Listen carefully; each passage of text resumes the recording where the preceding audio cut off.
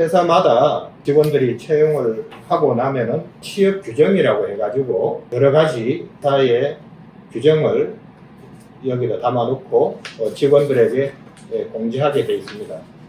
대부분 이제 취업 규정에 보면은 채용 및 근로계약, 그다음에 복무, 근로조건, 휴일이라든가 휴가에 관한 거, 휴직에 관한 거, 그다음에 임금에 관한 거, 퇴직 및 해고에 관한 거, 포상 및 징계에 관한 거, 교육이라든가 또 안전보건에 관한 거, 재해라든가 보상에 관한 거, 그다음에 이제 뭐 각종 특별 휴가라든가 직장 내에 성희롱 금지에 대한 거라든가 이런 것들이 취업 규정에 이렇게 다 정리가 되어 있습니다. 그래서 직원들에게 공지를 해가지고 직원들이 나는 이럴 때는 특별 휴가를 받을 수 있다. 또 나는 이럴 때는 어떤 일정한 심사에 거쳐서 진급을 할 수 있다. 이렇게 취업 규정에 다 정리를 해가지고 직원들하고 사주하고 서로 협약에 의해서 일을 하게 됩니다.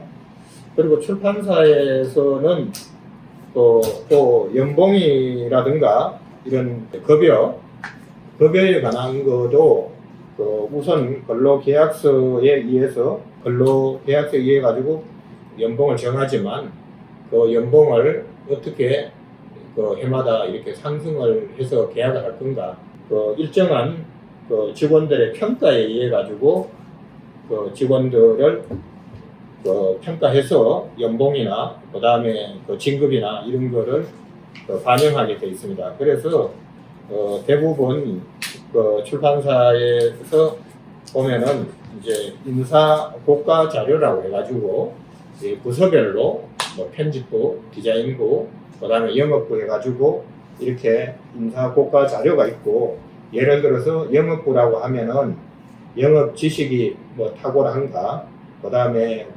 지속적으로 업무를 했는가, 영업에 대한 어떤 지식이나 정보가 있는가, 이런 걸 해서 배점 처리를 합니다.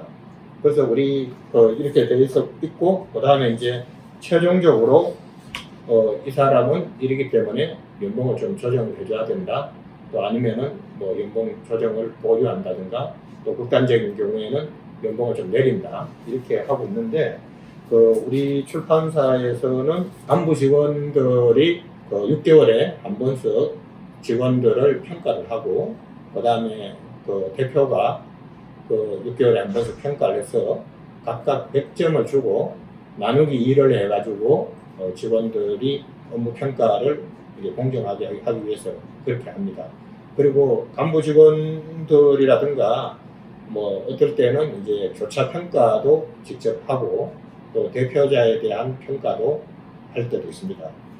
그래서 대부분 어떤 일을 한 거에 대해서 업무 성과가 있느냐 없느냐, 거기에 대한 거는 평가를 해서 반영해야 별로 의욕을 돋을 수 있기 때문에 회사에서는 업무 평가를 이렇게 하고 있습니다. 그리고 그 외에도 출판사에서 여러 가지 서류가 많습니다. 우선은 이제 출판사 등록증이 있고, 출판사 등록증에 보면은 출판사 명칭이나 출판사 소재지, 그 다음에 대표자 성명, 그 다음에 대표자 주소, 사업장 주소, 출판사 등록증을 해당 관할 구청이나 시청에 가서 출판사 등록을 하게 됩니다.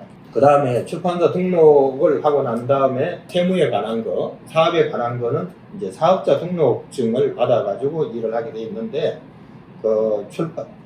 사업자 등록증에 보면은 이제 상호라든가 대표자 이름, 그 다음에 출판 개시 연도, 그 다음에 사업자 소재지, 그 다음에 사업장에서 어떤 업태로, 어떤 종목으로 일을 할 건가, 이런 거를 명기하게 되어 있습니다. 직접적으로 사업을 할 수 있는 범위를 사업자 등록에다가 규정을 해놓고 거기에 맞게 사업을 하게 되어 있습니다.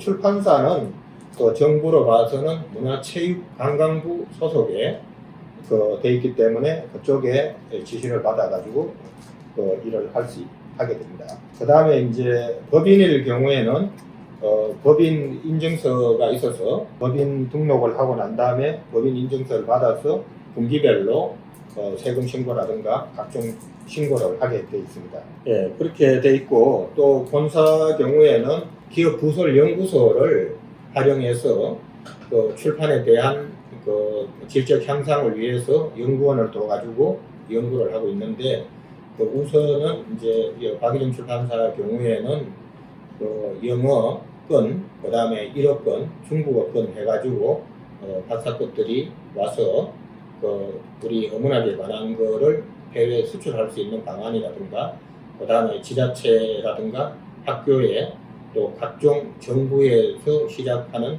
프로젝트에 입사를 하기 위해 가지고 서류를 넣는다든가 PPT 자료를 만든다든가 이렇게 하고 있습니다. 그리고 최근에 출판 환경이 워낙 많이 변하기 때문에 그 디지털 출판이나 그 다음에 세계 시장 개척이나 이런 쪽에 그 다음에 이제 그 다매체로 출판을 홍보하는 방법 같은 거 출판연구소에서 지금 연구를 하고 있고 실제적으로 작년에 여기 하남시나 그다음에 동북아 역사재단 이런 데를 통해서 우리 연구소에서 수주를 해서 거기에 대한 성과도 올린 적이 있습니다.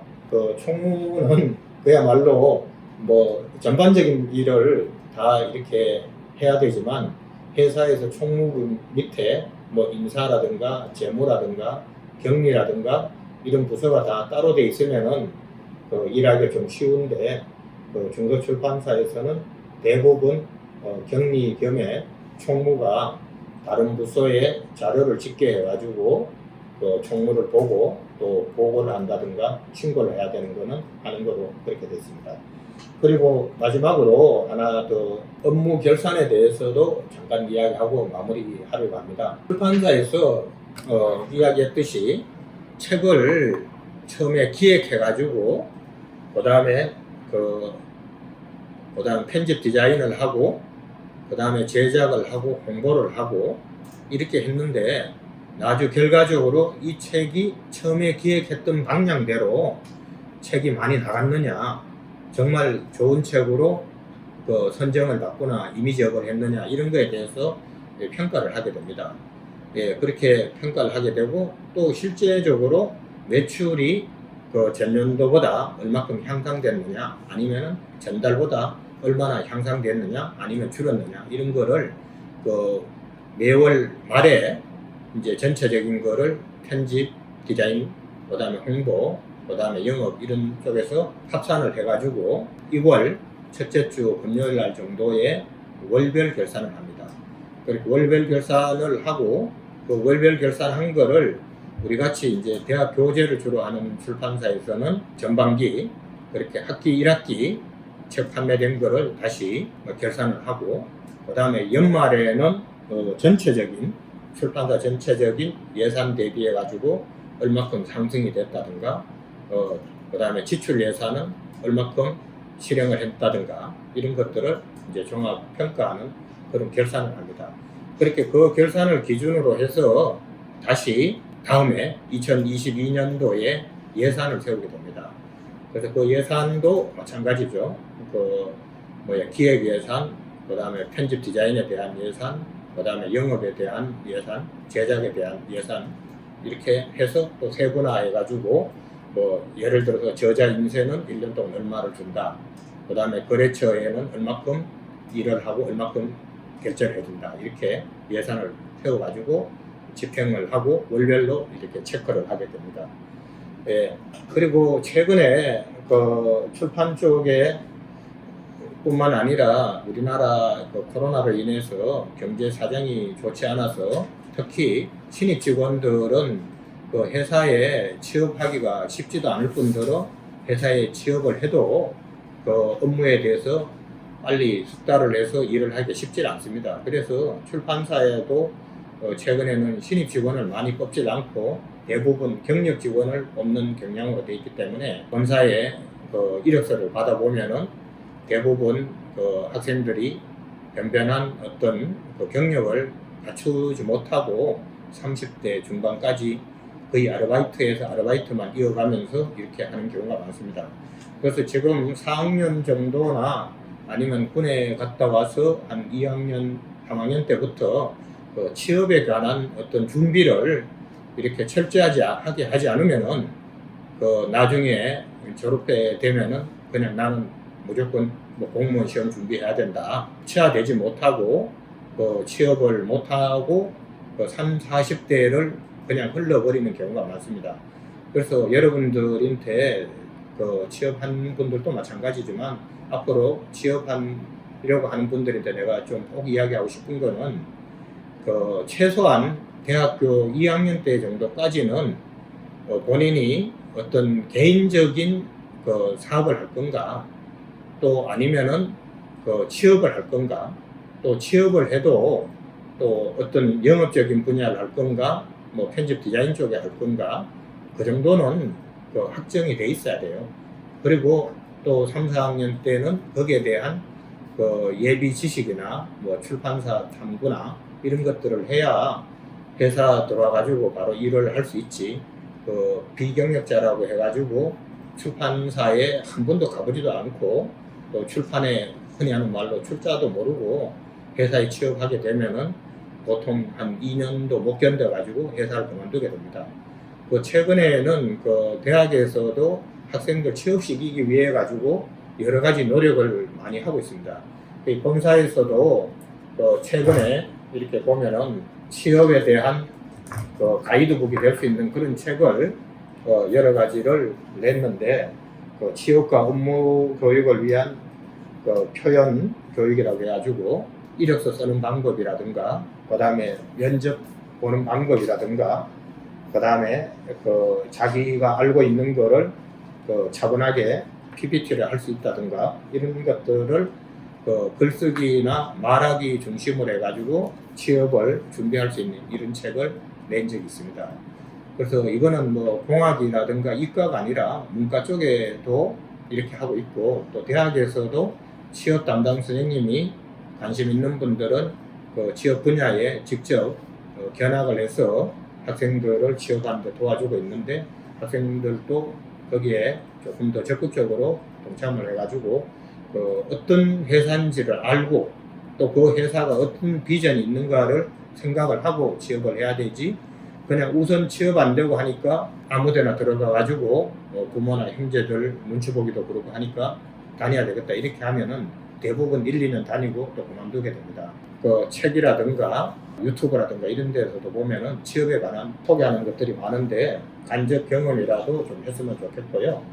또 여기는 뭐 아예 실업계 고등학교나 이제 이런 데서도 본인의 특기를 살려서 자기 브랜딩으로 취업을 할 수 있는 그런 전략을 세운 책들이 우리 사무실에도 이렇게 나왔습니다. 그래서 이런 것들도 한번 이렇게 제껴보고 검토를 하면은 아무래도 현장에 있는 분하고 그 다음에 이론적인 바탕을 가지고 있는 교수님들하고 썼는 책이기 때문에 취업하는 데 도움이 되리라고 생각합니다. 그래서 아무쪼록 신입사원들은 이제 회사에 어차피 들어왔으니까 회사가 일생일사가 되지 않더라도 본인이 살아가는데 경제적인 문제라든가 자기 실현을 할 수 있는 그런 기반이 됐으면 좋겠고 또 출판에 관심이 있는 학생들이 출판계에 들어와가지고 우리 출판 산업을 일으키는데 일조를 하고 본인도 성장할 수 있는 이런 계기가 됐으면 좋겠습니다. 대부분 우리나라에서는 뭐 출판 학과가 있어서 출판을 전공을 하고 제대로 배우고 출판사에 들어오는 사람들이 그렇게 많지 않습니다. 회사에 들어와서 또 다시 재교육이나 자기 개발을 하고 또 필요하면은 또 여러 가지 출판 관련 강좌가 많습니다. 그런 강좌를 들어가면서라도 교육을 받으면은 도움이 되리라 생각합니다. 네, 감사합니다.